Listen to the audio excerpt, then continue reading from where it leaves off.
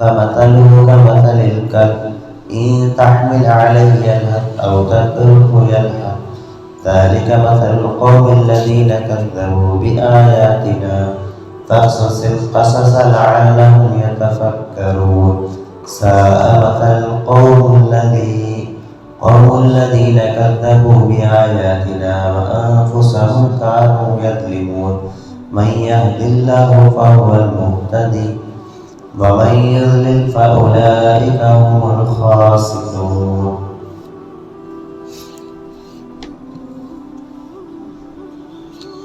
حضرت موسیٰ علیہ السلام کے زمانے میں بلعم بن باعور نامی ایک عابد اور زاہد شخص تھا جو صاحب کرامات بھی تھا.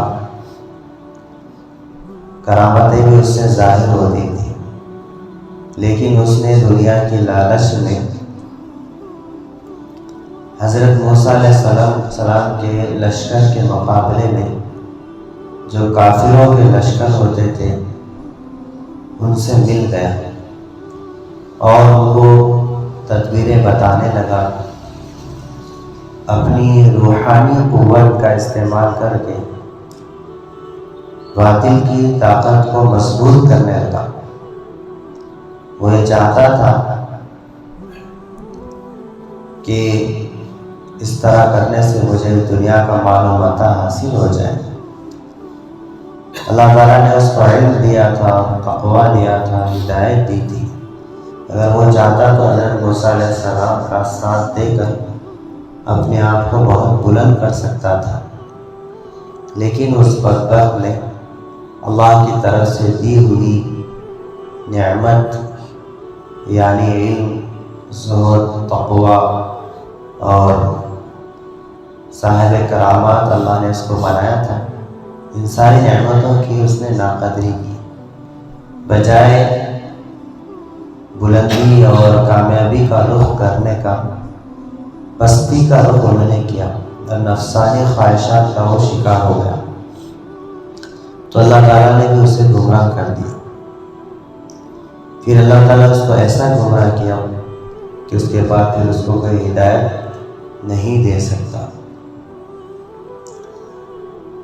تو اس طرح اس کے عمل کی وجہ سے اللہ تعالیٰ نے اس کی ساری روحانی طاقت کو چھین لیا اور وہ دنیا کی لالچ میں اس طرح بڑھ گیا جس طرح کتے کے بارے میں جانتے ہیں سب. اللہ نے مثال دی کہ وہ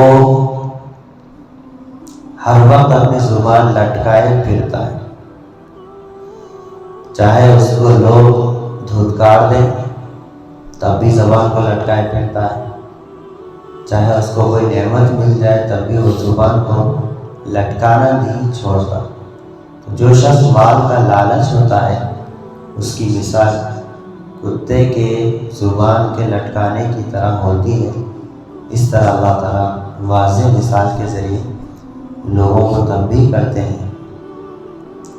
اور وہ لوگ جو علم اور فضل کے مرتبے کو پہنچ چکے ہیں یہودی علماء میں سے، ان کو خاص طور پر ان آیتوں میں تنبیہ کی گئی کہ وہ صرف ضد اور تعصب کی وجہ سے، حسد کی وجہ سے پیغمبر آخر زمان صلی اللہ علیہ وسلم کو جھٹلانے کے بجائے اپنے علم اور اپنے فضل کا فائدہ اٹھاتے ہوئے حضور صلی اللہ علیہ وسلم کی رسالت کو تسلیم کریں، آپ کو جھٹلانے سے باز رہیں.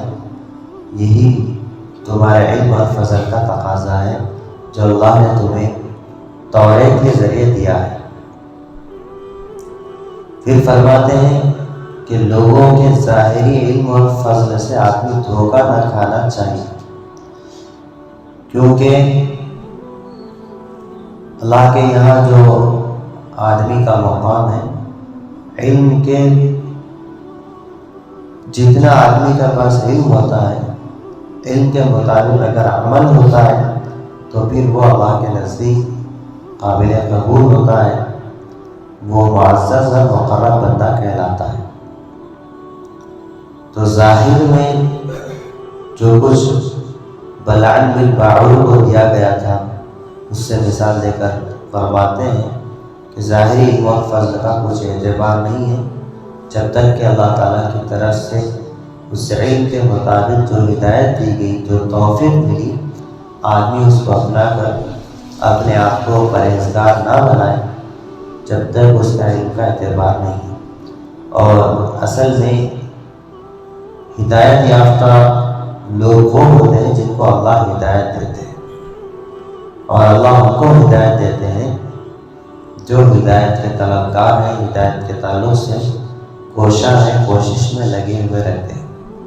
اور جس کو اللہ ہدایت دے پھر ان کو کوئی گمراہ نہیں کر سکتا، اور جن کو گمراہ اللہ کر دے پھر انہیں ہدایت پر اور سیدھے راستے پر کوئی نہیں لا سکتا۔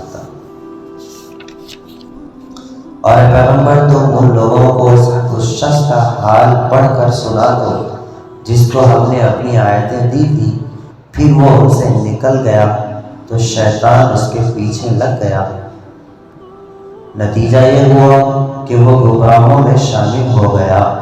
اور اگر ہم چاہتے تو ان آیتوں سے اس کے درجوں کو بلند کر دیتے، مگر وہ تو دنیا کی طرف مائل ہو گیا اور اپنی خواہشوں کی پیروی کرنے لگا، تو اس کی مثال کتے کی سی ہے کہ اگر اس پر سختی کرو جب بھی ہانپتا ہے، یا اس کو یوں ہی چھوڑ دو تب بھی ہانپتا ہے۔ یہی مثال ان لوگوں کی ہے جنہوں نے ہماری آیتوں کو جھٹلایا۔ تو اے پیغمبر یہ قصے ان لوگوں سے بیان کر دو، شاید وہ غور و فکر کریں۔ دیکھو جن لوگوں نے ہماری آیتوں کو جھٹلایا ان کی مثال کیا ہی بری ہے، اور حقیقت یہ ہے کہ وہ اپنی ہی جانوں پر ظلم کرتے ہیں۔ جس کو اللہ ہدایت دے دی وہی ہدایت پانے والا ہے، اور جن کو وہ گمراہ کرے تو ایسے ہی لوگ نقصان اٹھانے والے ہیں۔ اللہ رب العزت سے دعا اللہ تعالیٰ سب کو ہدایت عطا فرمائے اور ہدایت ملنے پر گمراہی کی طرف جانے سے حفاظت فرمائے۔ سبحان اللہ و بحمدہ، سبحانک اللہم و بحمدک، ونشہد ان لا